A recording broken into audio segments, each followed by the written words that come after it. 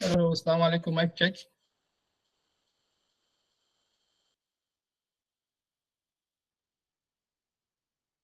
Wa alaikum salam. I can hear you loud and clear. Alhamdulillah. Good. Nice to see everyone's beautiful faces.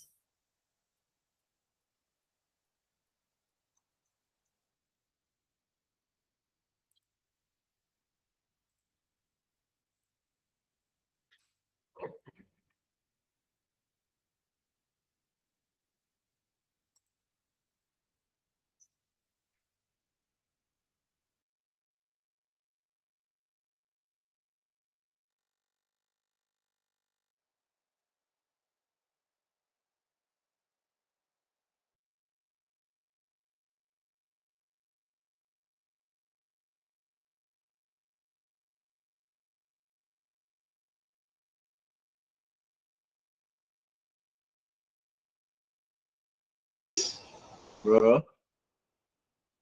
See as you don't big up. Marriage is sweet though. I'm telling you. Young. Our sister around they get you. I'm sure you go down come out stomach now. How good, alhamdulillah. Alhamdulillah, good to see you, brother. Yeah, and you too, sir. So nice seeing everyone. Yeah. So welcome. I hope you're all hyped up. I hope you're ready for another beautiful session here at Musdev. I can't get ready to get started.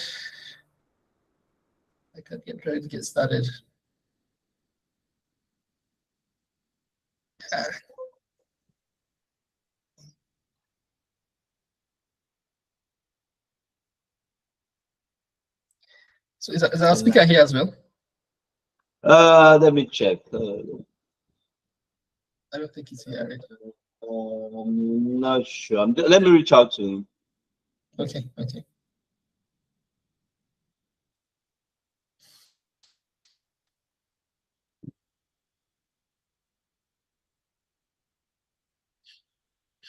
Yeah. So I'm just going to get started. In the next 5 minutes. Well, with that, I'd like to start. Bismillah, alhamdulillah, assalatu wassalamu ala rasulillah ala ahli wa sahbihi wasallam.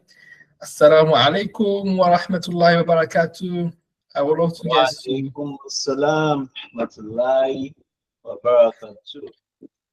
Yeah, so shout out to everyone who joined us last time. Today is another beautiful session, here as Muslim Interactive. And I welcome you all again. Ahlan wa sahlan, ekabo, sanodezwa, akwaba. Right? Akwaba. And yeah, that's Ghana. And in my Turkish language, hoş geldiniz. Yeah, so you're welcome. So yeah, and just a quick recap of last session. We did the Jackpa versus Jackpada, and I'm sure Jackpada flogged Jackpa. Yeah, so because of the MC for today, I have all the rights to say that. Yeah. So and I'm sure we are able to convince you and not confuse you, on our Jackpada movement. Even though I might amend the future, but now that's status quo for now. Yeah, so yeah, I don't know if anyone wants to give a shout out to Mustev, before our speaker comes on board. Any shout outs from the last session and what we're expecting today, please raise your hands up. Let's hear you, please. Raise your hands up, let's hear you so we can unmute you and let you speak. I want to say a shout out to my mommy and my daddy.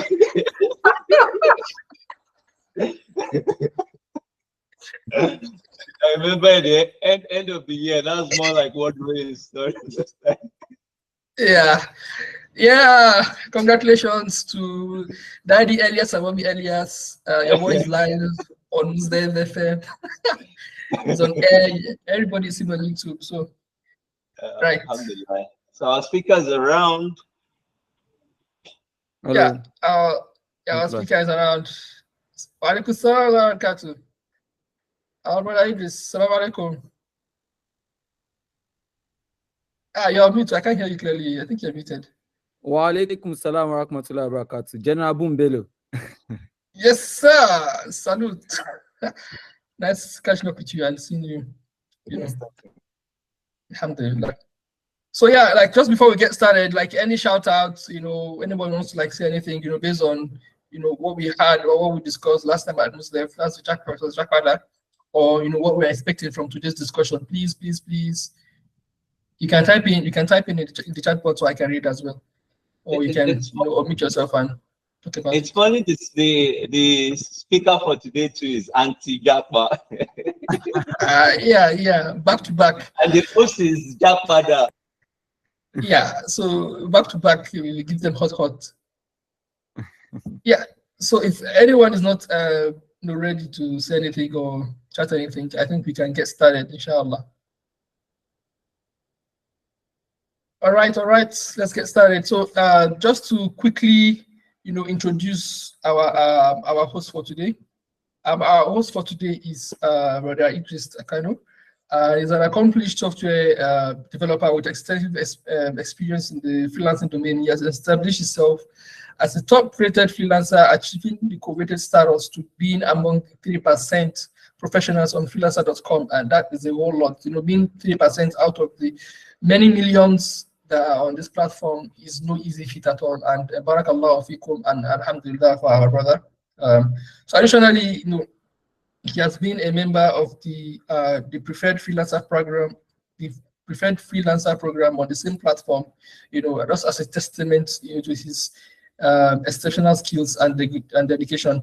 So beyond freelancer, is also a freelancer on Upwork, another freelancing marketplace. So his diverse portfolio spans multiple industries, showcasing his versatility and ability to deliver high-quality solutions tailored to client requirements. With his reception in his in-depth knowledge of software development and keen understanding of the freelancing landscape, Idris is well positioned to share valuable insights and opportunities and challenges that come with the freelancing tech industry. His experience navigating the community freelancing world, coupled with his proven track record of success, make him an invaluable resource for aspiring freelancers and tech professionals alike. Alhamdulillah, he's married with kids, and we wish him success in this life and hereafter, and maybe many more wives, inshallah. I like that. MashaAllah. So so Brother Idris, I don't know if you want to add more to what I've said about your professional experience before I ask you some more questions. Yes. Thank you. At some point, I was thinking, am I sure you are trying to introduce me or someone else? Because that is quite a lot of details about me. So thank you very much. Yes. A little bit about me is that I didn't just get into software development. I started as far back as 2005, 2006. So it was a fun thing for me then. And I used to have some of my elder brothers' friends during the days of Macromedia and the Code Fusion. So doing software development then, and I aspired to create something, not even for the money then. So when I see them build stuff, I feel like, yes, I wish I could build something like that. So then I started reading ebooks. There were no Udemy and the code then. So I would read lots of ebooks, Shum series and things like that. So over the course of time, we were learning various programming languages, VB, then the .NET framework, basic programming, Fortran, C, then Java.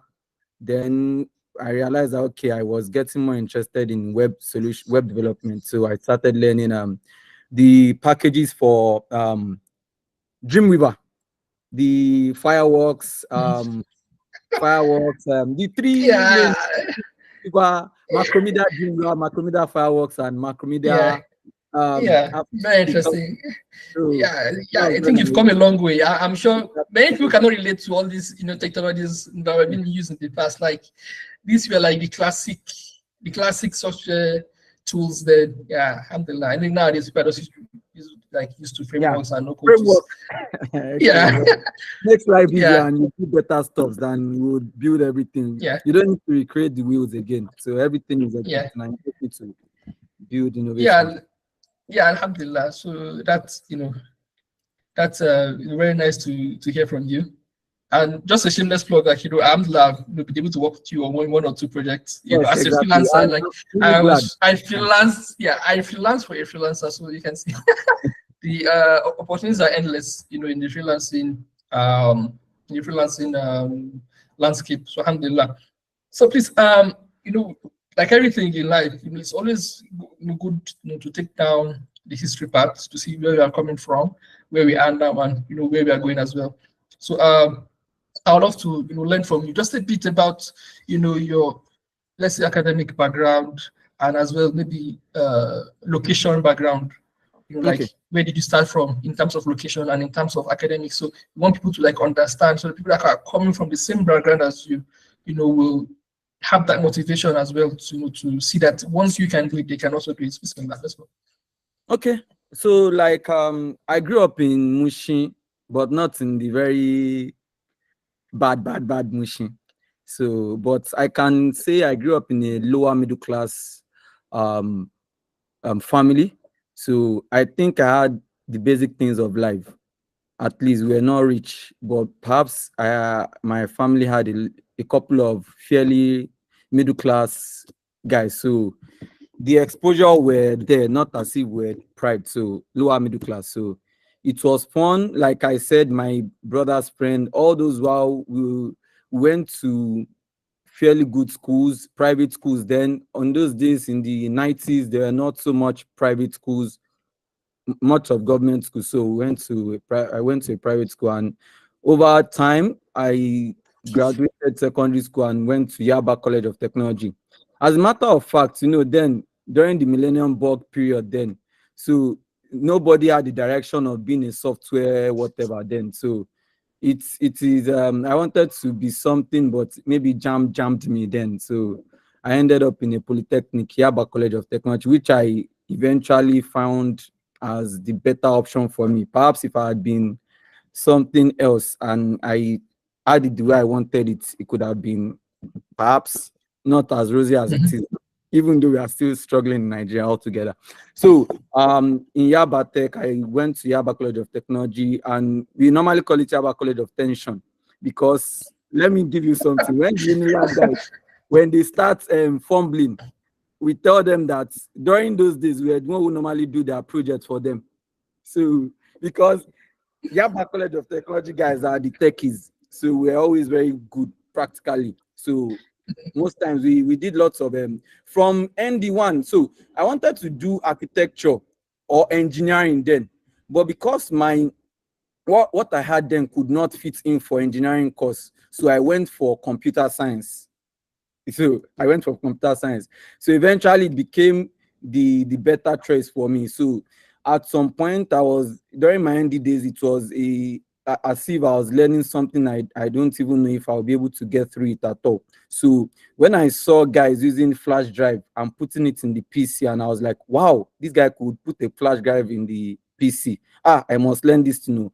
The first year when we went to do CS, so everybody went to do CS. Me, I did not go and do CS. So I just went to I had access to a PC then, which my brother lent from one of his friends, from one of his got from one of his friends. So we would normally read ebooks all through while everybody were earning 2005 for CS then. So me, I was like, these guys, me, I'm doing CS for so they're paying me 25, 25.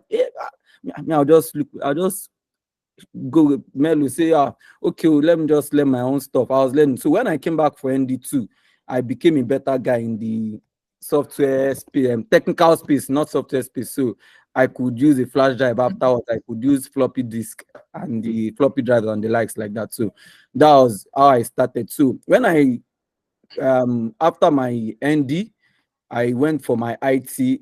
So people were getting options to go to the place where they will get better paid. So people got banks then where they will pay them 40,000 as far back as 2006-7. where they will pay them 40,000. So I just went to one software company, then they were paying me 7,500 now. So I spent 6 months there, and I was very good with PHP. So much that I was a favorite IT student there. That was when somebody in my office was like, Idris, there's somebody who needs a PHP guy for Ikeja now. It's a new company, eTaxi. So what do you think? I was like, I can do it. I can do it. I thought it was a joke. He just said he would send my contact to the person. I was already doing IT somewhere, getting paid for 7,000. I was an intern. So I just went there. Then that was how they said, okay, they hired me. I won't tell you the figure they are paying me. They paid me then. My figure increased by almost how many percent is that? 10 times more. So I was paid 10 times. So Big boy. like a gold mine for me. So I got that job, and that was how I started. And along the line, I was learning so many things. Along those lines, several readings and things like that. Because as soon as you start getting into tech, in those, I don't know, maybe now everything has been packed together. As soon as you realize that you need more tools to be able to achieve some of your accomplishments. So you thought you need only PHP, then at some point you realize, okay, you need to perfect your HTML. At some point you need to perfect your CSS. At some point you need to know JavaScript. At some point you need to be able to work on some servers, set up stuff and things like that. So we're gathering the knowledge, and then along the line, up to the very moments we are now. So I've been doing that. So all the programming knowledge is self-taught. I never learned it from anywhere. Alhamdulillah, I hope you are learning and taking notes here. You can see what he said, right? So back to the fundamentals, right? You can either focus on learning or earning, and you can see he chose, the part of learning. When the mates were earning some small money, he decided to invest in learning. So you can see this is something practical that we can all learn from. So as we heard, try your best to invest in learning deep on whatever you are doing right now. And it doesn't matter for you to get a degree. You can start with ND. You can be self-taught in developer. As far as we can get the job done, alhamdulillah. So yeah, thank you for taking us through your background as a software developer. Now, so how did you get into freelancing and freelancer.com? Okay, that is a very interesting part of my life, because it was not that rosy. I never planned to go into freelancing. So in 2016, I've been working with a couple of companies. I resign, I go into another one. As a matter of fact, all the places I've worked, I think 4 in the past, I've always resigned, not because I see a new job, but because I just feel I don't find the job interesting again. So at some point, I've had that feeling that if I leave this job, I'll get something. I love to do what I love to do. I love doing what I love doing. Yes, not just doing anything. So for the pay. So in my 3 previous employment, I'd always left. So my last employment, I got that I was working with an international company that would normally carry us around. We'll do routine stuff, but IT stuff. So at some point I got tired, and I felt like, okay, maybe I think I should change, because you can't do except what they tell you to do within the scope of the technology they use. So I felt I needed to leave. So I left the company in 2016. So, and I said I wanted to focus on something I could build for myself, maybe my own business myself. If I focus on building solutions for people with the contacts I have and things like that. I had so many contacts. People respected my knowledge and were confident about it. Yes, Idris, if you haven't, just tell me. I'll give you a job. I'll give you a job. All the hyping now. You think when you just leave, you just get the jobs from them anyway because you've known them. Not knowing that when you just leave the environment, so many of your contacts just lose touch with you, or they will not find you interesting, and there's nothing to you. You just keep calling them. They feel like, sorry, call me back, and things like that. So in 2016, I left my job, and things were not as rosy. It was the toughest time of my life, really.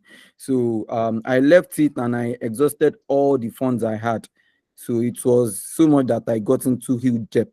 So, and I needed to just carry on with my family, because I have a wife and kids. I have wife and kids, so not wives, only one wife and kids. So I needed to carry on with life. So I felt, okay, what should I do? Before 2016, I've been on Fiverr.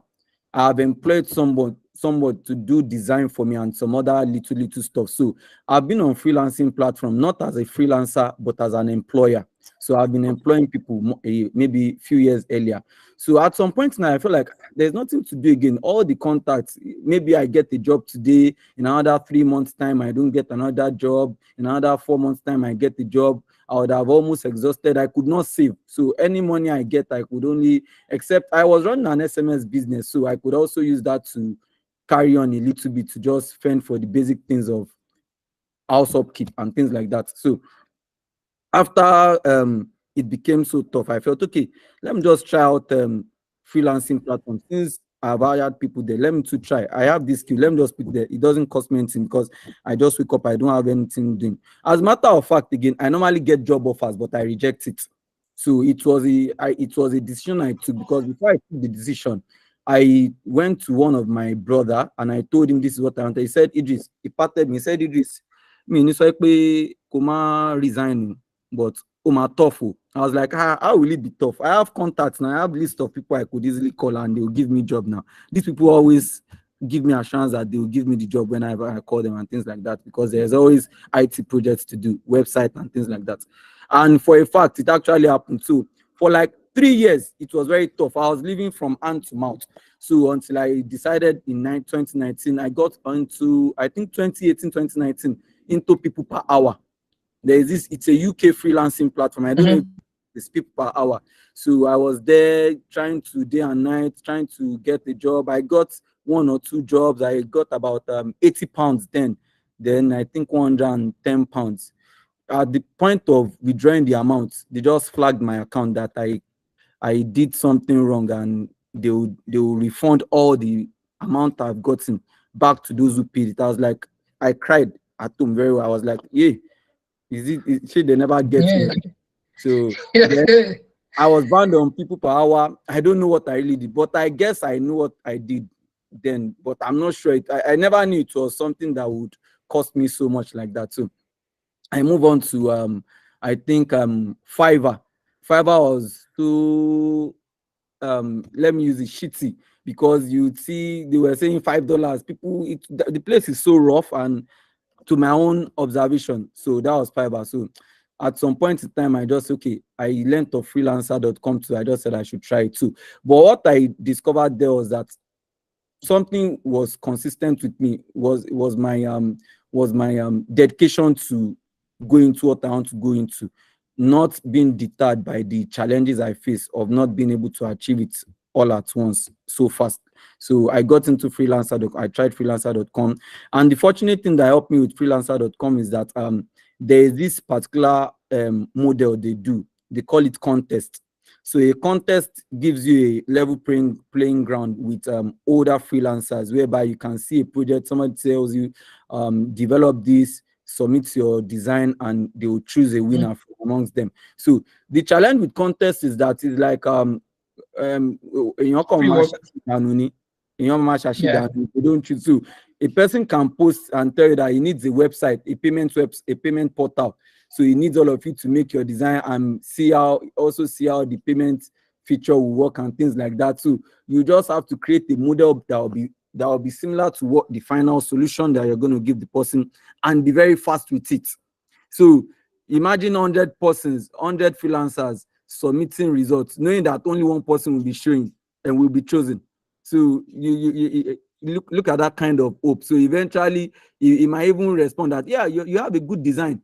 Can you change this button, do this and do this? It can give you a very major change. You still have to do it because you don't know if it's going to choose you eventually. So as he's making comment on your own contest submission, he's also making comment on other people's contest submission. So you need to please the person too. Fortunately for me, I was very fast, and I devised different means of making fast outputs of whatever a client wants. So model. So, and I will tell us, maybe that's part of the learnings here. So what I did was that for websites, I'll get the design or any template that I feel aligns. So if the person tells you, it gives us the logo, and I see the logo color theme, so I just use the inspector. I was using the browser inspector to make my design as against making raw designs. So when I use Browser Inspector to do that too, I could easily do a screen view and things like that. Oh yeah, I like too. As soon as the person approves it, I'll just go ahead and do the real design. So Inspector was Wow. much like me, and I was so good with CSS. Yeah, So that was how I that's got smart. to. Yeah, I know you're good in CSS.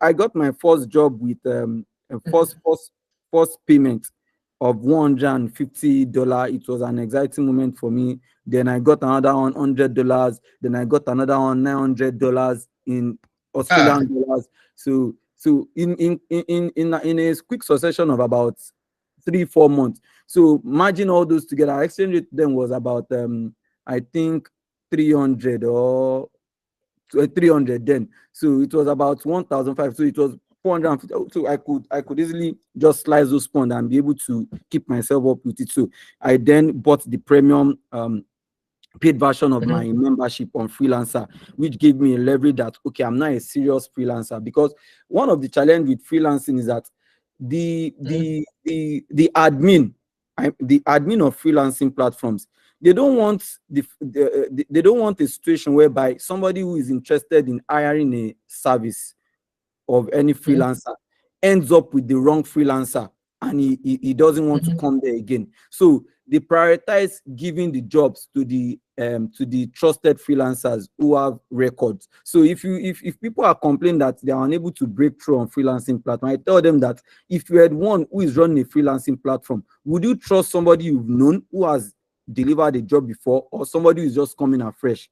So it is rational for them to make it difficult. So they need you to do something that will prove your dedication on their platform, and you are not just somebody who's trying to scout around and say, "Then will be $100 in it matter $100. It has fulfilled my goal. I'll just leave again." So they want to be sure that you are dedicated, because the fact that you are freelancing doesn't make you doesn't they don't want you to be irresponsible with your freelancing. They want you to be responsible. So they expect that you should be around too. Some of the metrics they use is like your available time, your uptime. They want you to work as if you are resuming to office. You put up your device 8 a.m. Then by 4 p.m. you should be on your device. So you need to devise various things like so.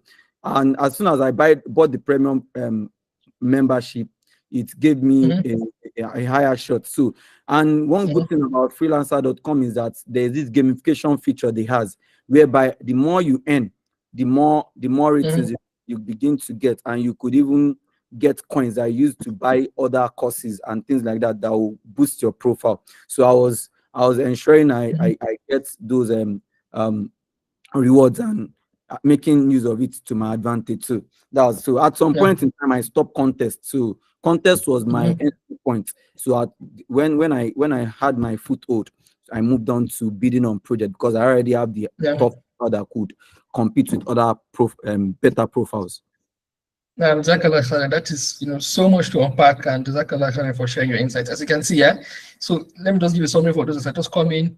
So Brother Idris, as I said, is the top-rated freelancer. It's top-rated freelancer at freelancer.com, and he was just sharing some of the advices that he used to break through into the platform. I know many of you can see the large numbers of freelancers in the platform and feel discouraged, but he has given us like really practical advice on how we can break through. So that is number one. You have to like work smart, find your entry point, right? You can see that he finds his entry point, through contest. So you can have to find your entry point. Yours might be through pricing, yours might be true like exceptional quality, even taking it as a loss, right? And he also shared some of the challenges that he faced, while moving from a full-time job, to a freelancer. So I hope we are motivated, and we are encouraged that you see everything is like a bit of roses, and you have to, you have to move through. Yeah, I'm exactly for sharing your insights. So another question that I would like to ask, was like, oh, you already answered so many questions that I already had in my mind. Was so how did you deal with payment then? Nowadays, like everybody's always asking, okay, what's the best way of receiving payment? What's the best app? This, that. So like, how did you devise a means of receiving payment back then on freelancer.com and the remaining websites? Okay. So, like the payment is a general issue that every new freelancer normally face. So, and I think it is even more with us here in Nigeria, because we have most of the payment platforms not available with us here. So some other places it is much easier. The common payment platforms are enabled in their countries. So when I wanted to receive payment, it was a big challenge for me. Firstly, for your first payment, you can't for your first payment, there is there is Swift payment, there is Script, or I've forgotten the name, something which so like 3 other payments that are not enabled in Nigeria, so which was not an option for me. The option that was available then, which is no more the case, no more the case now, is wire transfer. For wire transfer, you must transfer a minimum of $500. So when I made the money then, I had not made up to $500. So I was working tirelessly just to achieve $500. So my $500 was my milestone, because I told you the first project I got was $150, and freelancer would take I think 10%, 10% of it. So I would be getting $135. So I was just piling them up to when I achieved $500. I was so excited. I wanted to withdraw. Then I had the challenge of Nigerian banks again. So I tried. It said when you initiate the withdrawal, it will take, if I'm not wrong, it will take 24 days before you could get it for the first time. I don't know why they made it that way. So it will take 24 days or 1 month before you could get it. After the 1 month, I realized that there was a problem with the account details I put. Maybe I did not enter the Swift code, or I entered the wrong Swift, so I had to redo it again. So I'll see with you. I contacted GT Bank and I was like, okay, how do I do this and that? They told me something. So it was just by grace that after some time, I was literally crying every day, like, how will I get this 500 naira that I've worked for now? Were you actually crying, or? I can't say, but my face, my I know my wife would have seen my mood then, because I could remember I cried at some point. It was so. The thing is this. This is just a digression. The funny thing, I got a job that was going to pay me an amount that was almost 5 times or 4 times the last salary I got.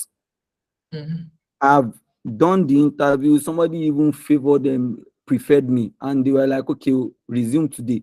I told my wife in the morning that I was going to resume. She was like, okay, yeah. I got to the place like this in front of the HRDs. They just said one thing that does not align with me, which I could actually say, let me just go on, Jerry. I just said, okay, I'm coming. I just went out and I did not go again. My wife just got me, hey, low money. I said, I'm no more doing the job again. I was like, I didn't have anything to do. So I just thought, let me try again. So it was a very tough one. So whenever anybody comes to me and tell me, okay, freelancing, things like that, I'm like, I need to. I'm like, see, if you want to do freelancing, be calm. It's not as rosy as that. There are millions of people trying to get into the pool. So, and you need to be serious about it. You can be lucky, and after one week you can make it, yes. But I wouldn't give you an assurance of 1 week and you now wait for 1 year. I waited for almost 6 months to 1 year before I could get my foothold, and I kept doing it too. After that time, I was like, okay, how will I do it? I did the second withdrawal again to the GT Bank. I just said, okay, let me contact freelancer support. I told them that this is what has happened. I've been working, I worked all my life to do this thing and I got this money. Please, this has happened. Can they help me expedite action on it and not have to wait for another 1 month again? Let them help me check why this thing is not committing to my account. Fortunately, they responded and they're like, yes, they've seen the problem. And instead of waiting for another 1 month, they counted as though that, okay, I've waited for the 1 month earlier, so they could easily commit the transaction now. So that was how I got the 500 now. When it got to my account, I got 450. It was a $50 charge, and I was so excited. I cashed it, and how did I even convert it then? So I just, by some means, I just cashed it. So that was I got sorted with the first payment. Now I knew that I would not be able to continue such payments, that I'll have to wait till I have $500 and wait that long, maybe for 2 hours before I could get credited. So I explored other payment options on the platform. So that was when I realized, okay, there was Pioneer there. So, and that time, Pioneer was having a special partnership with freelancer.com. So Pioneer will create a freelancer debit card account, a special freelancer debit card account. So with your accountant. And so that was when I got mine. So then I got the US dollar card, which was an account domicile in the US created by Pioneer. They sent it to me, and since then I've been using Pioneer for withdrawal. I used PayPal at some point, but I could not withdraw it. I got some payment on PayPal, but whenever the payment gets into PayPal, I'll be looking for somebody who needs to buy something online. Then I'll collect in Naira. So it was like I'm depending on other people's need for USD. So I could not get it so easily like that. So eventually I settled with Pioneer, which I still use up to today for other clients, because Pioneer is a very good platform that you could create different payments for it, and you have a receiving account with it. You could even request for debit card with it, fiscal. Maybe you want to travel to Hajj anywhere, you can use it anywhere. That is what I do. Exactly. Yeah, that's for sharing. So alhamdulillah, at least we talk about the challenges in the beginning, right? So now can we look at the challenge, and we talk about the way you scale through those challenges at the beginning. So can we now shift a bit now that you're in the middle now? Can you shift about some of the unique challenges you are facing, like now that you are in the middle of your journey? Yes. Okay. So when you now become a successful the early successful freelancer at the early stage, so you need to now maintain the trend and not go and relax. So because you still need to grow. There is this point system. I don't know if I guess every freelancing platform have different kind of point system. So when you earn when you earn, you get a point value. So it continues to grow until you see some people, you see 10.1. 10.1 is actually very high. You see some people 3, you see people 3.1, 3.2. Maybe you earn $1,000. It will just add additional 0.1 value to it. So if you see somebody who has 8.0 value, then that person has earned hundreds of thousands of dollars you get on the platform. So we're doing that. You need to maintain too. One of the challenges, firstly, getting into freelancing is you need to know what value you want to sell on the platform. So you don't get into it and somebody asks you, what do you want to I just want to get job. What value do you render? So you need to have that. That's first, which is the skill. So the secondly is have the will to remain on the platform. Do you want to be a freelancer, or you just want to settle few bills for some time and leave freelancing? It might not work for you, because they build the platform such that it is only the dedicated guys that will be getting the jobs. So it is for them, because they don't want somebody that will have financial problem come to the platform. He's doing a project for the client who has committed his time and money into the platform, thinking he will get the right freelancer there. Then along the line, you are able to fulfill your challenge even without the project. You just leave the employer along the line and you don't contact the person again. Then it becomes an issue for them. People will stop coming on the platform saying they are freelancers may leave them along the line and they are not trusted and such. So they want to ensure that there is something that keeps the freelancer on the platform. So you need to have the will to remain on the platform. Likewise, when you are making bids, the more higher value projects you are trying to bid on, the more you're going to see other super freelancers bidding on same projects. So one of those things you might need to do is you might need to bring your own pricing down a bit more. So you don't need to compete with them with pricing, because you are just 4.1 point value and somebody who is of 10.1 point value is placing a bid on that. By default, when the person plays bid and you also place bid, there's this feature that recommends freelancer. The freelancer could be recommended even to the employer ahead of you. So, and such recommendation sends a notification to the employer email that we are recommending this guy to you. So there's a likelihood that such recommended freelancer might be engaged and hired eventually ahead of you. So you need to do some more things. Okay, if the recommended freelancer is charging $1,000 for a particular project that's actually worth $1,000, you might decide to make compromise and say, okay, let me charge $500. I also have 4.1, which I've actually done some projects too. Some people might not want to get the best guy. They just want to save fund and get their project done, because it is the same thing the best guy and the normal guy will do, provided it's not not too sophisticated solution they are trying to build. So they just say, okay, if this guy is 500, let's just go for him. So you are building your own point value as well. That's one. The other one is in your communication. In your communication, you need to communicate with employers as a real person, because most times people have pre-written proposals and they just send it. So employers don't like that.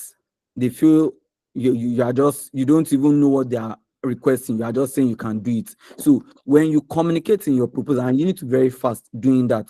So at some point, how I was able to overcome that is that, as against using my PC to place bids, I realized that the mobile app, mobile web, not the mobile app, is better for faster bid than the mobile app and the web platform. So because whenever you are bidding on the web platform, you click on a link, it will redirect the page, and it will load. The time it takes to load, maybe 50 bids have already dropped on that particular project you are trying to bid on. So for me, I just use the mobile web browser. So as soon as the project comes in like this, within the first 30 seconds, I place a bid. If you are the first person to place a bid on a project, you are automatically, your bid is automatically sent to the employer as a notification, as if, and most times this happens in message, not an email. So the employer thinks, because some employer get to the platform, they think you can message them without them messaging you. So they will tell you, can you message me now? Not knowing that the admin does not allow you to message employer, except the employer messages you first, then you can reply to them. So when that happens, the person will just, regardless of whether you are the right guy or not, because you are the first guy to place a bid, you just say, hi, can you contact me for your project? After that, can you contact me for your project? You are not able to send the message, because that one is an automated message. You guys say, oh, hello, thank you for reaching out to me. So have you read my proposal details? Then you can start conversation.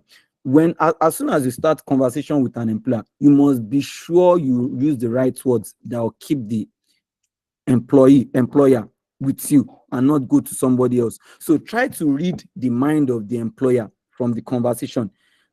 Do you think he's trying to beat down the price? Am I beating the price down too low that I'll not be able to cope with it during the project? So just be in the middle course, so much that you will be the best option for the employer amongst the other better freelancers there. So that way you can actually get this thing. So one of those things I realized again is that trying to bid during the daytime and weekdays, you are competing with Pakistanis and Indians and Bangladeshi. So during those daytime, it's always very challenging. Fortunately, Americans and Europeans, Americans, their time zone falls into our nighttime period. So if you want to win bid, sometimes it is better, and this works for any platform, any of the freelancing platform, because some we have a time difference with the US, for example, as much as 6 hours plus in some cases in different states. So maybe at middle of night, 12 a.m., when Pakistanis and Indians are already asleep, try to make your bid, place your bids. So when they post projects then, and what I discovered is that Americans, they don't have time to post project during the daytime because maybe they are at work. So they post their project at night.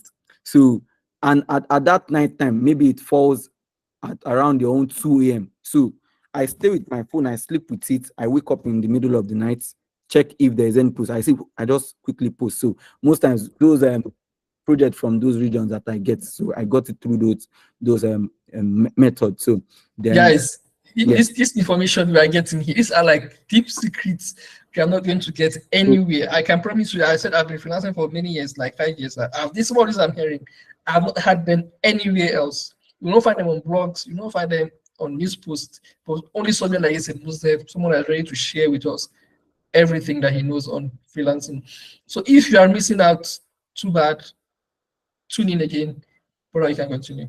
So so you place your bid and try to ensure. And one thing I also realized that we have a leverage.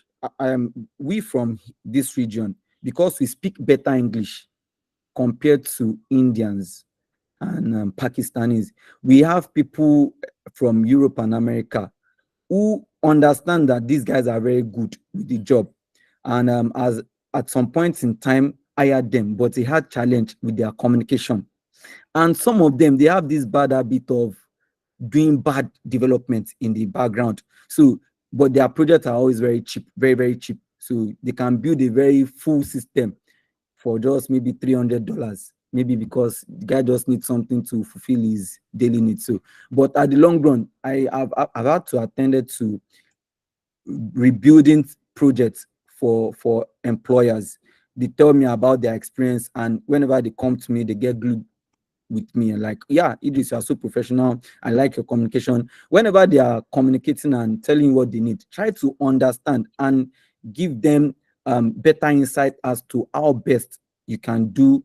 They can achieve what they want to. They realize that okay, they are not just dealing with somebody who is desperate to just get their money, because they believe that okay, so many people are on the platform, they just want to get the money because they need money, they don't have a job. So they have a feeling that they are dealing with a human being who, like, just like the normal organization they would have gone to that will charge them higher. So they find out comfort in it. So that is one of those things. So make your communication very clear and don't be too desperate when you deal with them.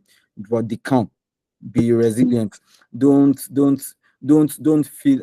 feel pushed off like I will never be able to do it. So no, just keep doing it. You get the right person. One of those things again is that you should also make concession.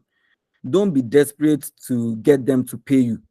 So at some point in time, when you see a sure guy, you see the communication guy says, "Oh, okay, do you want me to pay you before I get before we get on?" You can say, "No, don't worry. Hold on.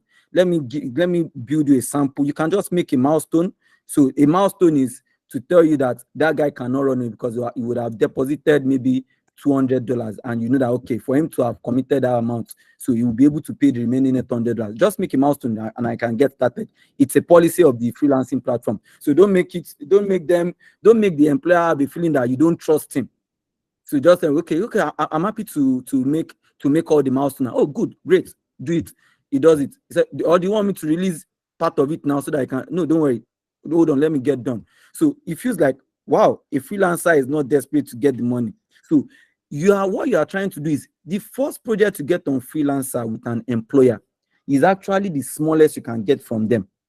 So from the highest paying freelancing job I have gotten, it started with maybe hold on, sorry, a second. Mbo, bye. Sorry. Yes, my daughter. So it started with maybe just a $50 project, and the guy felt like, we'll just ask you after the end of it. You just ask, so do you also do this? Do you also do that? Do you also okay, good. The next time it comes like this, he may bring another project of say $500.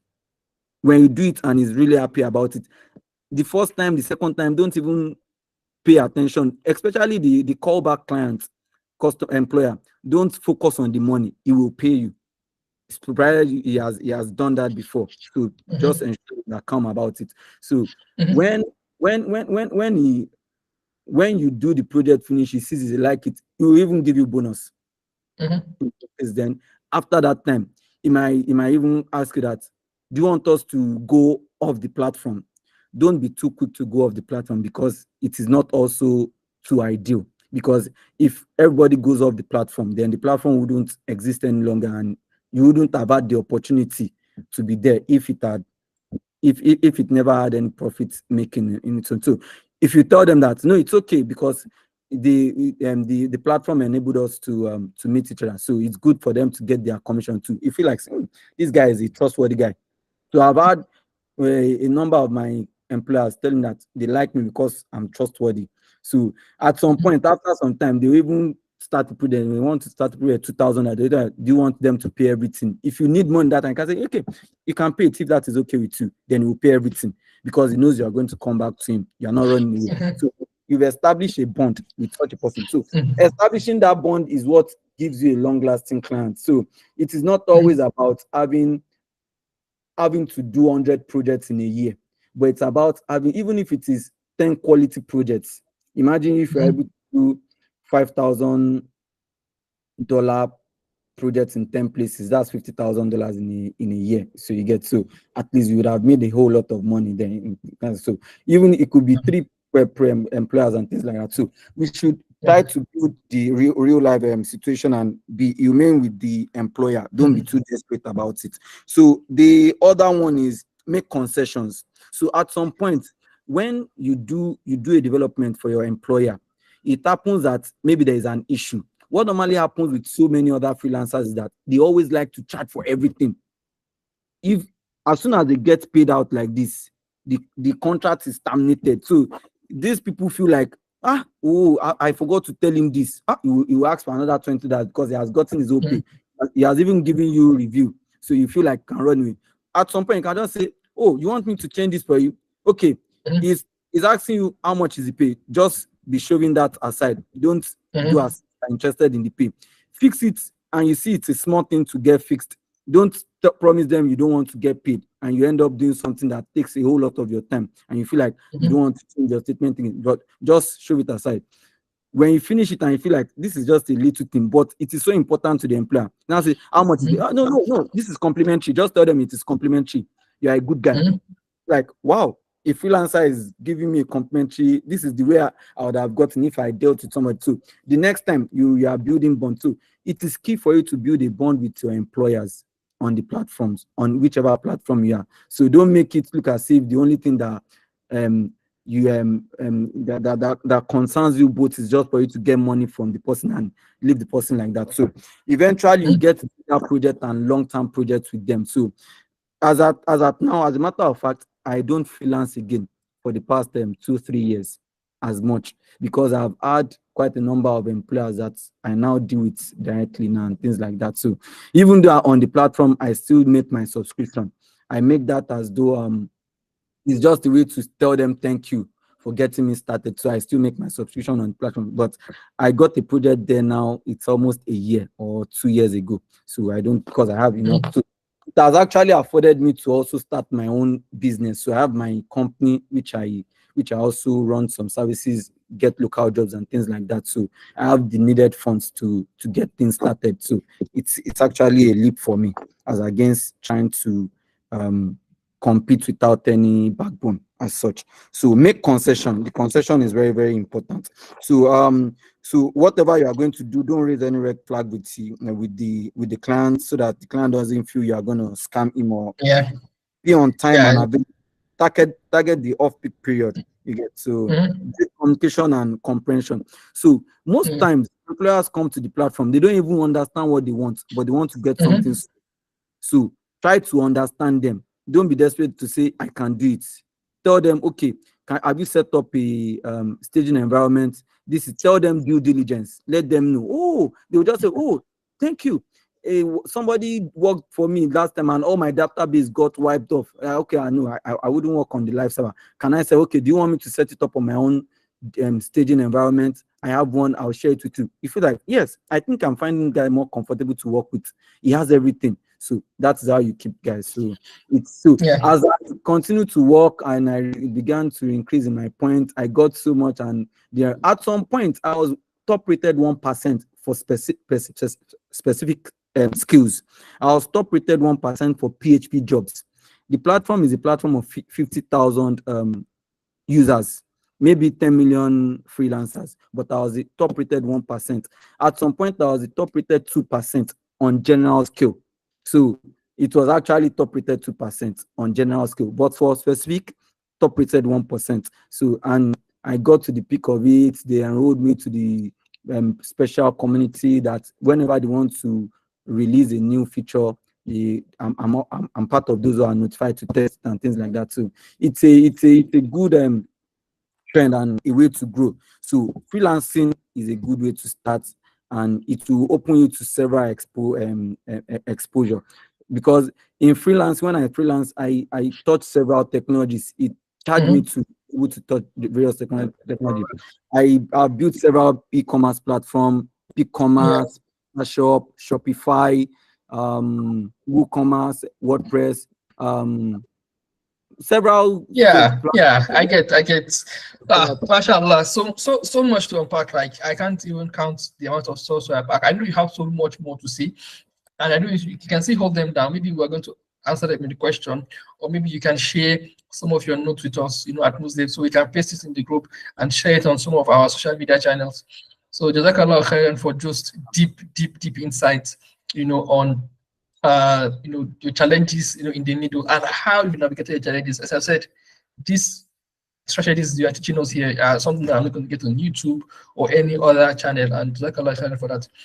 So now, the next question I would just like to ask is, on a little, lighter note, was what was, let's see, what was like the most interesting project you've worked on in your freelancer career? It's just to like pull things down. Yeah, there is this home rental. What another exposure I have with the freelancing is that there are quite a lot of ideas around, and these guys over there are really creating solutions. I see individuals, they have something they want to do, and someone wants to build a website for his cat, somebody wants to build a website for their wedding ceremony, somebody wants to build automate their camera store, and wants a situation whereby they can come to their WooCommerce store and be deploying the camera devices on a plan, and it will show them exactly how it will look if they installed it. Somebody wants to normally print poster design for people, but he doesn't want it to be manually done again. He wants to automate it so that he doesn't need to pay designers who merge all the pictures together. So all these things we want. So one of the most interesting I did was for this Dutch client, Kevin. So we started, so like I was going to say, don't run for the very small jobs. If you are starting freelancing, you might be looking for the $20 jobs with the big guy you not want to be chasing after, because you just need to get your first job. So don't run for it. So I started with Kevin with one $25 job, and he got me. He was like, okay, Idris, I think I have one camera store and things like that. So blah blah blah. He said he wanted to develop he wanted to upgrade the WooCommerce platform so that it will be able to do added features. So this was a full-fledged customization. It cost thousands of dollars. So full-fledged customization. So you upload the floor plan of your property, then you'll be dragging the devices on the this thing. There is this other one I did for another client in I think it's also Holland. So it's for a rental company. So they had this theme they bought for WordPress, and they wanted to have more features, really advanced features. This is cost tens of thousands of dollars customization for WordPress. So the project lasted for a couple of months, years. So couple of years. So I'm losing track of several I know. This thing, but yeah, to me that's the fun as well of working as a freelancer. You get to work on a whole lot of different kind of projects, and you'll not be bored. And you also get different ideas of startups, of projects that you can also build, on your own. Than working in a single company, where what you are doing is just the same thing every single day, working in the same way. So if you are the type that like, different kind of diverse projects, freelancing is the way to go. So Jazakallah khairan for that. So just still on the lighter note, getting to know, like, so how does your day now? How has your day like now evolved or changed? Like, just walk us through your 9 to 5 or 8 to 5 or midnight day-to-day activities. Okay, so as a full-fledged freelancer, I never had the proper timing for work, because if you get the project from I got one long-term project from a guy in Australia. Strangely, I think we are 12 hours apart. So their own daytime is our own nighttime. Their own nighttime is our own daytime. So whenever 10 p.m. is when they wake up, that is their own 7 a.m. So if taking that project requires that I commit my night time to be able to be available with him. Otherwise, we'll just find somebody else. So he wakes up, so you won't tell him it's night time. So you don't have a normal routine again. So at night, I might be working trying to reach out to this particular client because I have a feedback to give him and he needs to respond. So that's it. During the daytime. Hold on. Sorry. Please can mute yourself.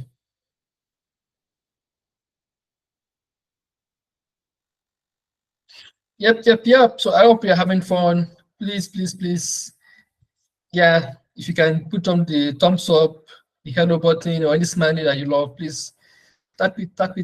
Let me feel the energy. I want to feel the energy. Yeah, I can feel it. Thank you. I need cold zobo.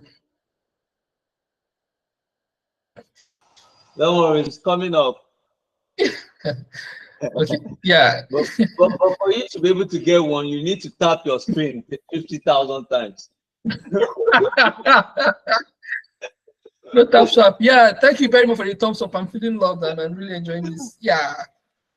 Okay. So, yeah, are we back? Yes. Sorry, what was the question? Thank you very much. Oh, No, so we're asking about how your timeline was, and you told that your timeline was diverse. As a full-fledged freelancer, so you don't have a particular routine.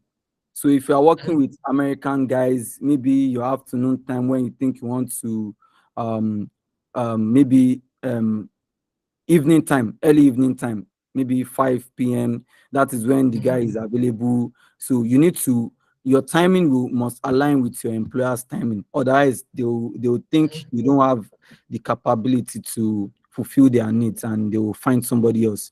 It's not sometimes because they don't have any strong commitment with you. You are the one who needs to build that commitment. So if you might think you are fulfilling their needs, but they'll just feel like, okay, this guy is a good guy, but I can still get another good guy somewhere else. So they have a new project, because there's this picture for you to follow an employer, but you have limited numbers of follows you can do. So depending on the kind of subscription you have, user subscription you have. So I had up to 20 subscription of employer follow. So when I follow them, you just realize that some of them will still post a project you can do. They'll post it online. You're like, so that is a red flag that maybe he still wants to try out somebody else. You need to do more to win that person, so that instead of posting, it tells you, I have this project. Maybe you are becoming too expensive. Maybe you are becoming too unavailable. Maybe you are becoming too unprofessional with him. Then it feels like, okay, so you should understand. So your routine will not be your normal routine again. So it must align with your client. So when you're working with Europe, yes, we have similar time zone. Their time zone is very close. But American, Australians, so I wouldn't advise you take jobs from Indians, except maybe those Indians, Indian employers. Maybe some of them, they'll just take a project that they don't even have an idea about because of the big figure. For some reason, they need to successfully secure it. Yes. So, and they'll just give you and they'll tell you, can you take $100? You're like, this? Okay. So be very careful about them. You can take jobs from people from Dubai, UAE. There are some Indians they have in Dubai, they are a bit more tush than those in India. We'll get there. We'll get there very soon. Like, I was going there now. Like, okay, now. So we'll go to the countries or the best clients work up, or as well as the red flags that you have to see in clients to run away. Because I know that there are also scams as well from the client side as well. Yeah. So now, before we go there, so now what has been the most technically challenging new project that you've worked on that that kind of project, right? So, and how did you handle it? So what has been the most challenging project you worked on that was very out of hand, and how did you handle it? So I've had the good, the bad, and the ugly times. So the bad times when the good time you meet a customer, an employer, a client, and you're able to fulfill their needs and they're really happy and they even pay you bonus.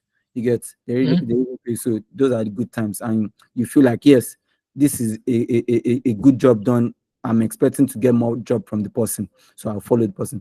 The ugly time is when you were doing the projects, you thought you understood what you understand what the client wants, and unfortunately you did the wrong thing.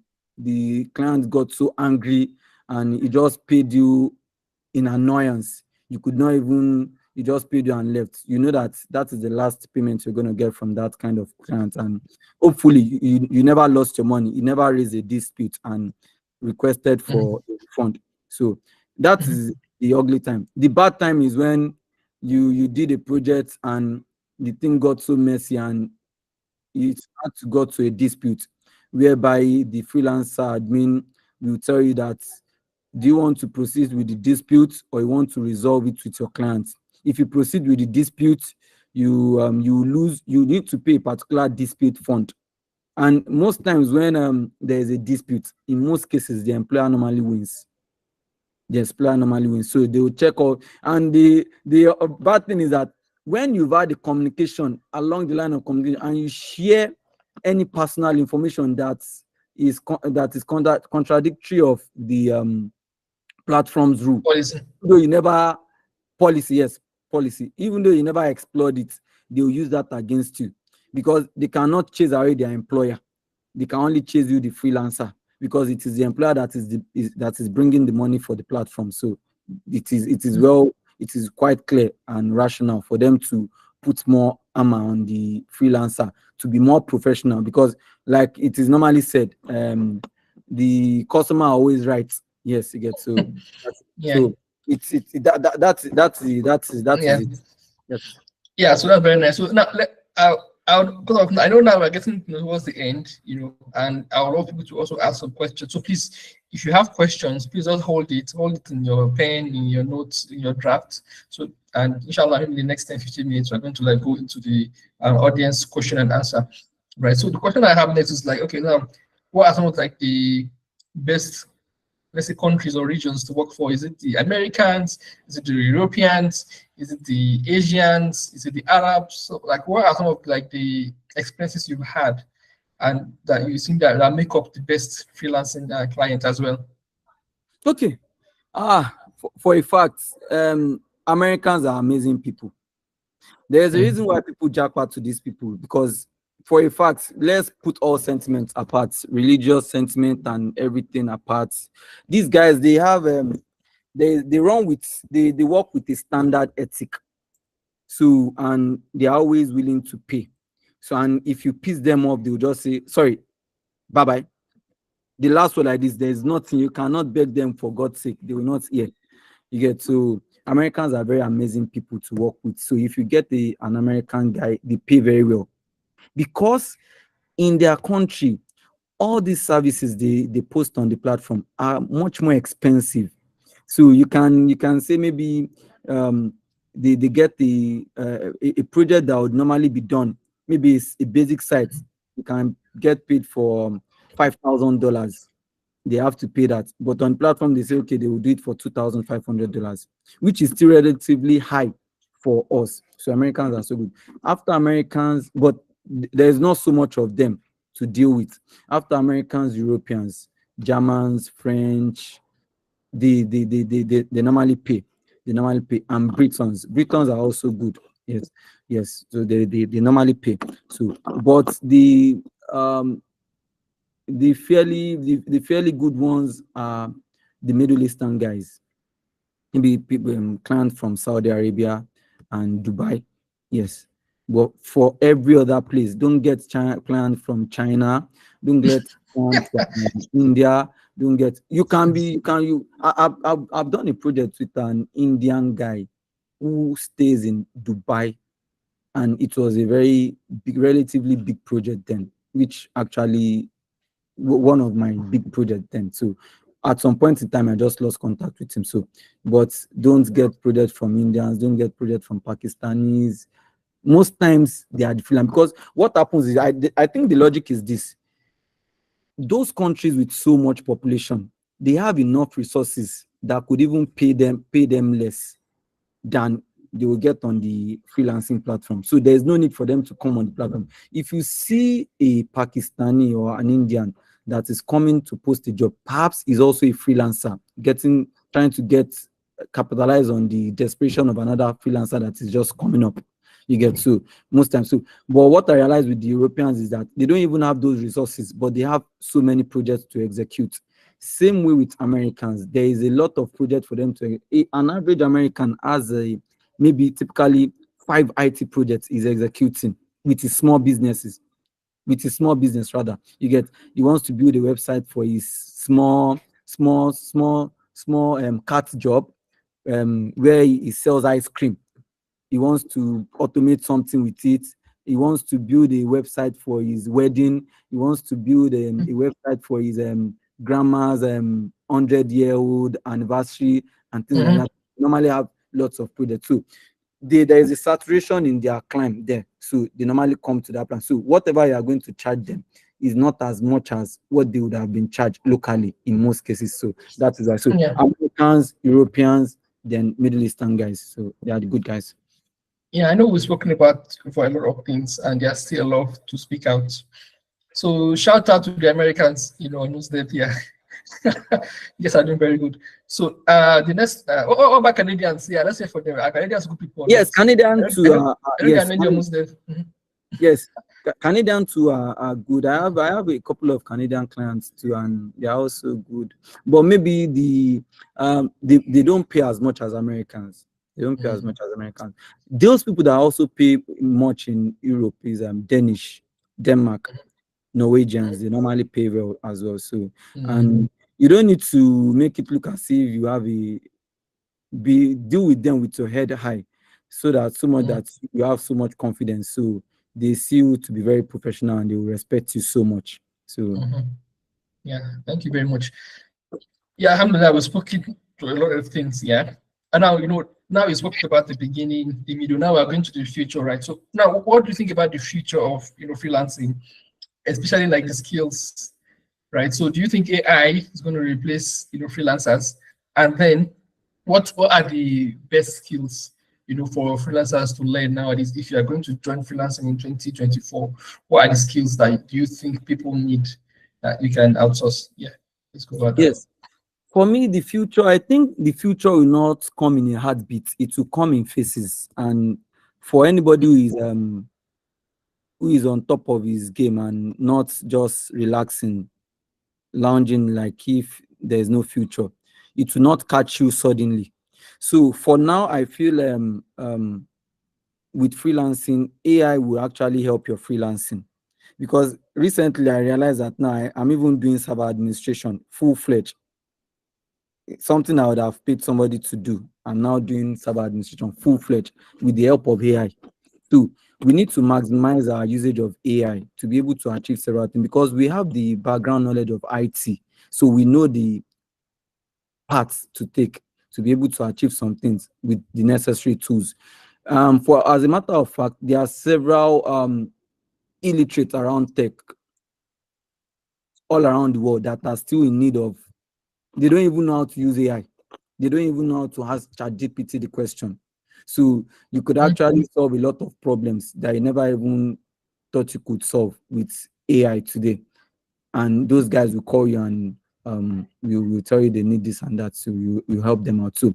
The future is still promising. However, it is a bit more challenging, because most of these freelancing platforms are very, very much saturated now. Recently, I realized that to get a job for me is even more difficult now.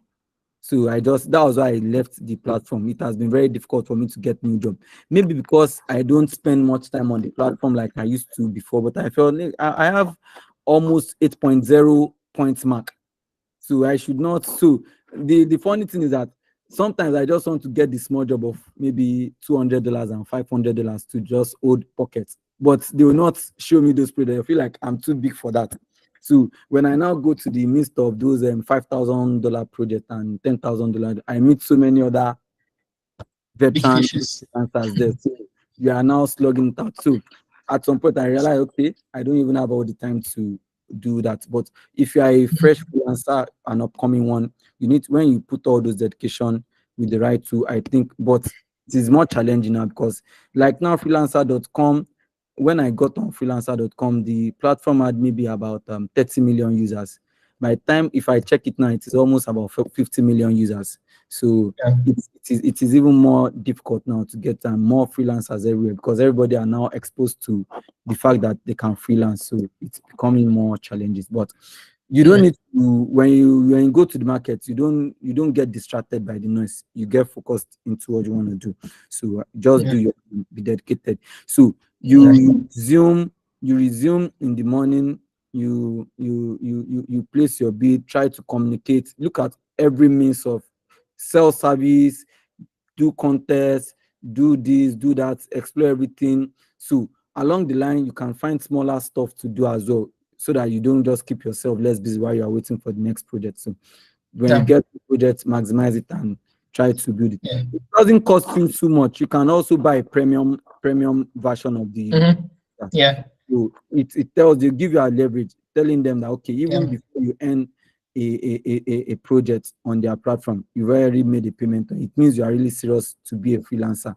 So they will be recommending you. So it's also a way to go buy their premium listing. You can make an investment. Maybe their premium user profile is maybe $10. So you can save down maybe $50, knowing that okay, in 5 months, if I dedicate my time for 5 months, God willing, I'll be able to get at least 1 or 2 projects that will get me started. So when I get those 1 or 2 projects, I won't be paying from my pocket again.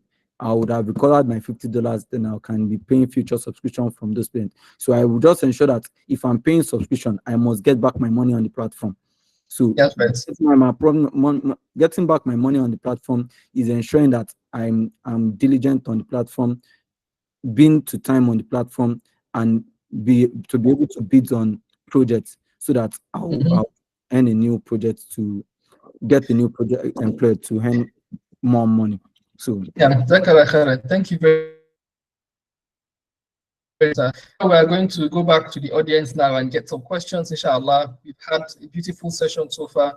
Jazakumullah khairan on behalf of the Muslim Farm, the Muslims in Tech. So I think Brother Idris has Brother Elias has a question for us. Yes. Assalamu alaikum wa rahmatullahi wa barakatuh. Wa alaikum assalam wa rahmatullahi wa barakatuh. Yeah, so you mentioned that at the very top, it's very hard to get gigs, because again you're competing with the very, very top. So is it possible for you to just choose to be in the middle spot, to be on the safe side? I don't want to go up, and I don't want to stay at the bottom. Just maintain your level, so that at least you will still be getting something. Yes, at some point in time, I tried something like that, but I feel the reason why I'm not getting the gigs now is because I'm not committed.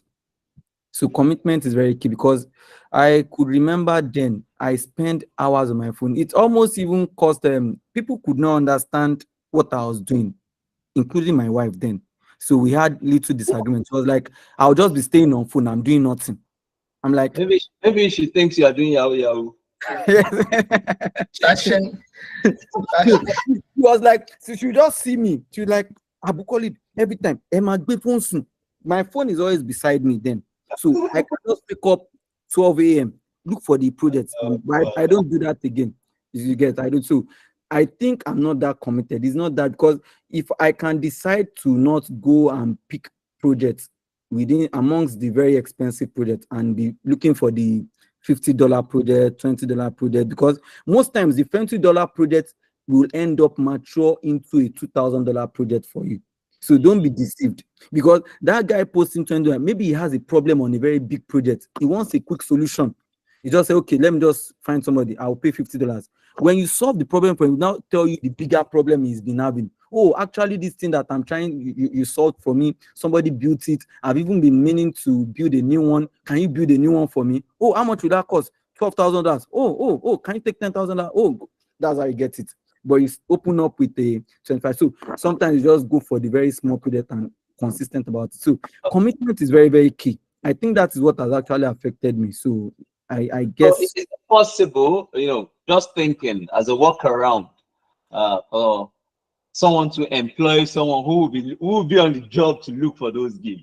So instead of you, so once the contract has been finalized, I think the part that comes to technical aspect, then you can now jump in. Is it Yes, people actually do that. There's actually, I have a profile. You can actually get dual profile, a corporate profile and the individual profile. Some employers would come, they will tell you they don't want a corporate profile because you understand that the corporate profile is maybe you are just an HR Okay. person, somebody who is scouting for job, and you are not the one who's gonna do it. So they tell you they don't want a corporate profile, they want individual who is actually a developer. So it has the pros and cons as well. So you can actually do that. Even you can use the individual profile to give somebody the login and be using, but there is a concern about that. They can detect that when they realize you are signing Several up, like this. yes, on different devices. So I think that was what happened with my PPH then. So they can actually penalize you that they realize that you logged in on a MacBook device today, and the next day you logged in on a Windows device, and or maybe multiple times and things like that. So you don't know the algorithm they are using and how they are detecting, because they will not reveal it. So they will just flag your account. Then that is The any. best thing is you could just employ Madame now to be doing it. And yeah, it's all. So most times people don't get committed like you will do, and some people actually do it. Some people even sell their profile.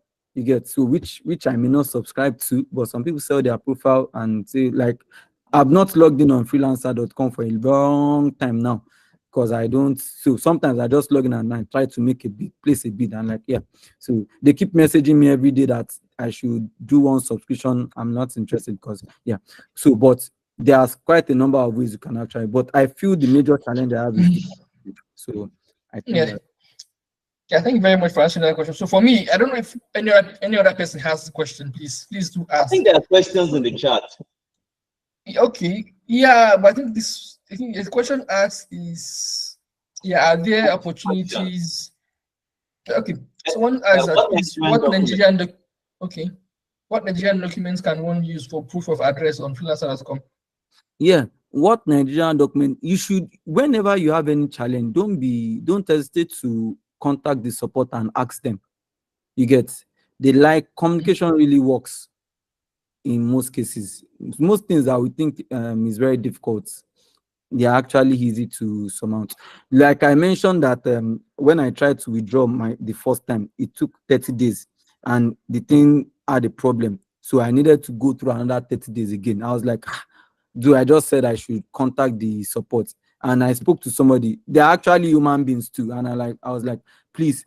I made him realize, or realize that this is a very challenging time for me. I've worked all my life to earn this money.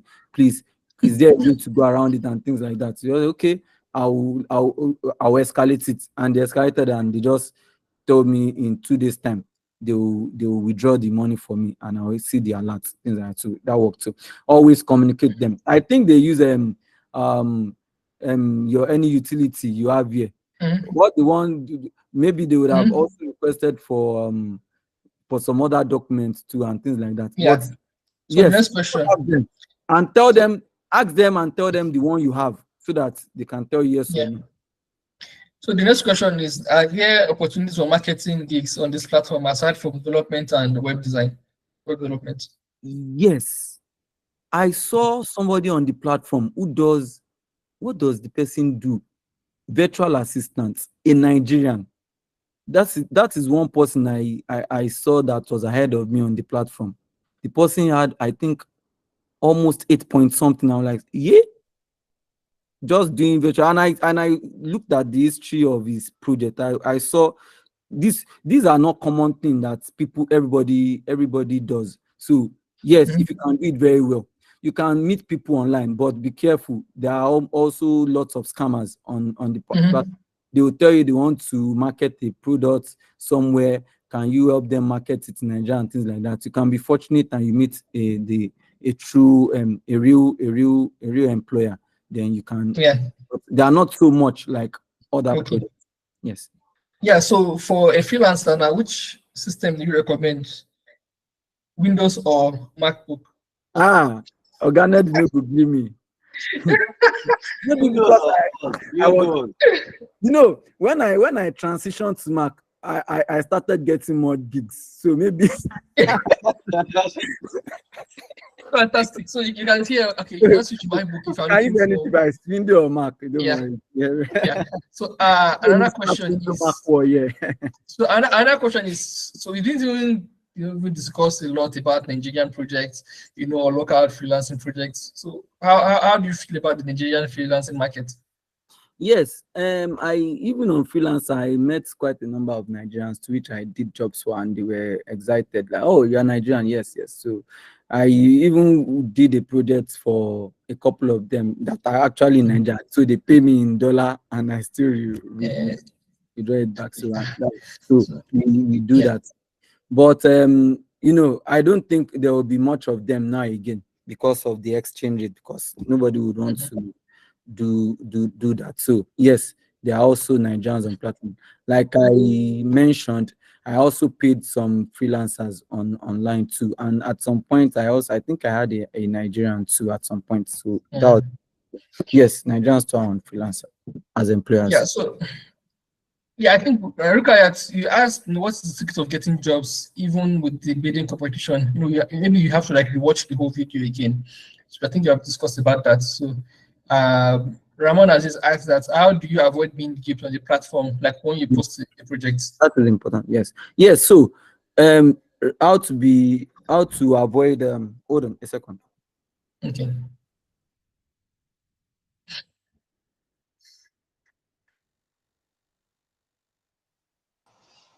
Right. It looks like our I'm here speakers. now. Yes. Okay. How to avoid Okay. being duped on the platform. So one of those things is this.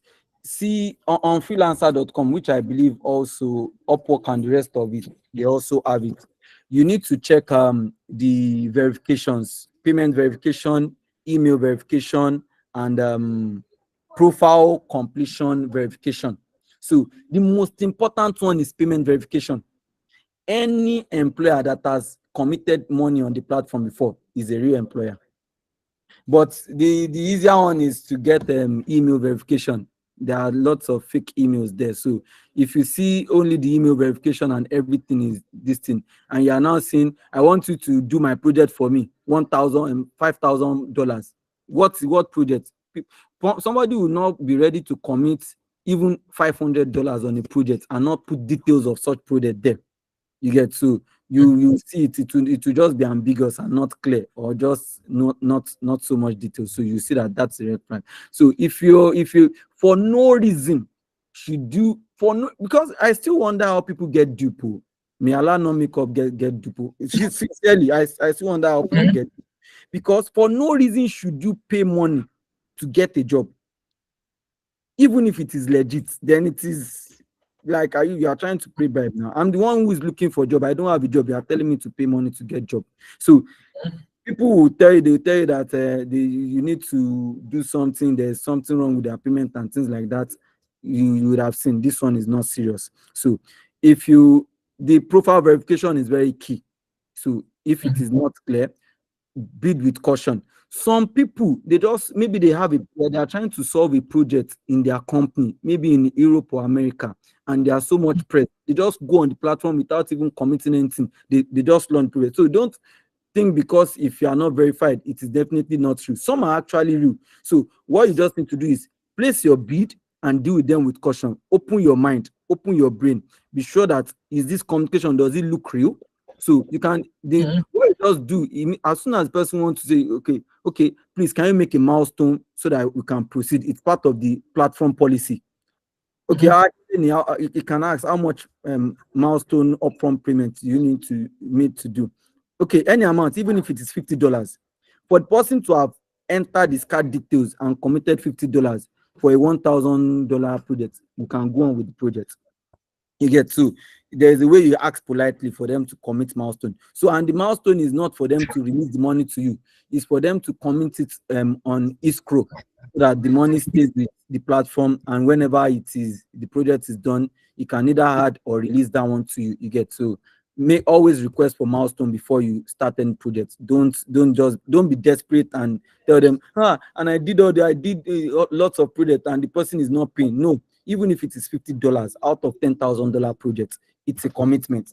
So you are the one who now knows how you're going to release whatever you've done in piecemeal, in such a way that the person cannot run away from you, even when he sees what you've done. So you get so and things like that. So I think we should be Yeah. So yeah, thank you very much, for those beautiful advice. So finally, I don't know if you have time to share some resources with us, maybe after the call on the Musdev, social media channels such as maybe freelancing community, freelancing resources, everything that will keep you, that will make you get started on freelancing, as well as communities like Musdev that are for freelancers, that you can join, to scale up your careers. So, Jackal, I don't know if you have one last question. We have time for just one last question. Yeah, there is one in the chat. Okay. So, is it advisable to post a complicated or complex project that is continuity on the platform? How do you get a developer to continue or update a project for you if the previous developer is not available?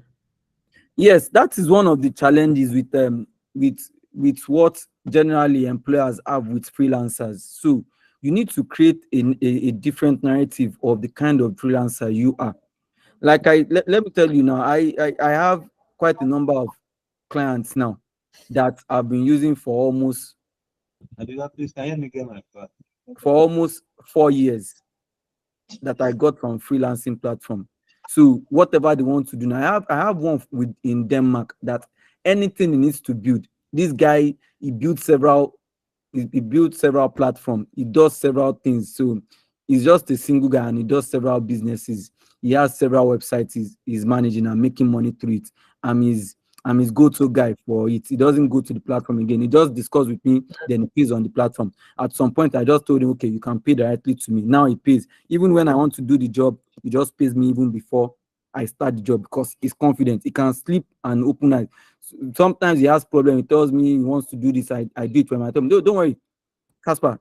No worry. This is you are a good guy. He laughs. So we discuss personal stuff. So we've gotten so close. So yes, you as a developer who wants to get a job on freelancer.com, present yourself. Always be ready to respond to them the same way they would have gotten value if they had gone to the physical service Mhm. provider. So don't make them regret that they are engaging a freelancer. If you are doing that, you would have stopped the future opportunity for other future freelancers, and you also lose your own job. So you posting a continuous project, you might not be. I can't vouch for that. It depends on the kind of freelancer you meet. Most times, the Indians, when they come on the platform, they're only coming because they need money. So when you might want to reach them at a time of need, because I'm not available again. So if you are, but as a freelancer, you can make yourself that go-to freelancer any time of the day for the employer, so much that they are really glad. So they will even make projects wait for you. When there is a project, you tell them I'm on vacation now. They'll say, okay, when are you coming back, Idris?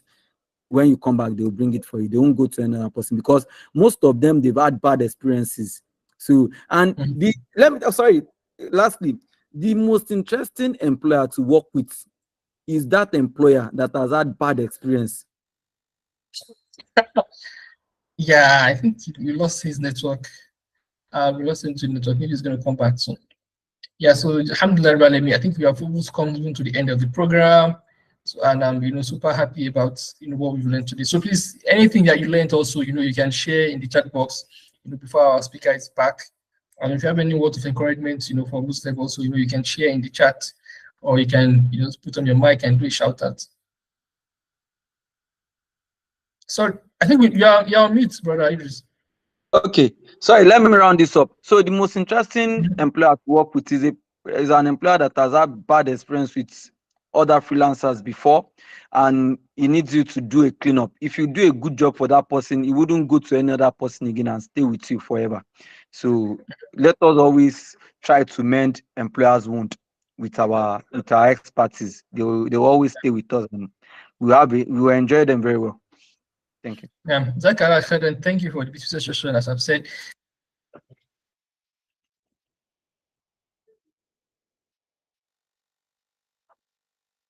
I can't hear you.